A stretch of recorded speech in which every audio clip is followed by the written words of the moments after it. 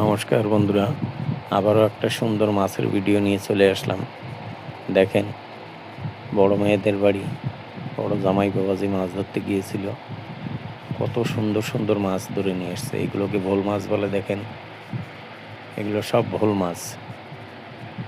দেখেন, আর ওই দেখেন কালোটা দাঁতকিন মাছ বলা হয়, এই সাদাটা কোকারি মাছ। তারপরে এইটা দেখেন কোরাল মাছ, ভ্যাওট মাছ আপনারা চেনেন। বাকিগুলো সব লাল ভেটকি মাছ। জাবা মাছ আছে ওই দেখেন।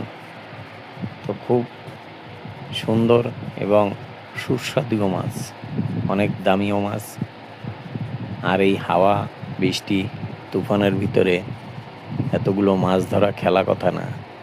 অনেক কষ্ট করে ধরে নিয়ে এসছে, আর ভালো দামেই বিক্রি হবে।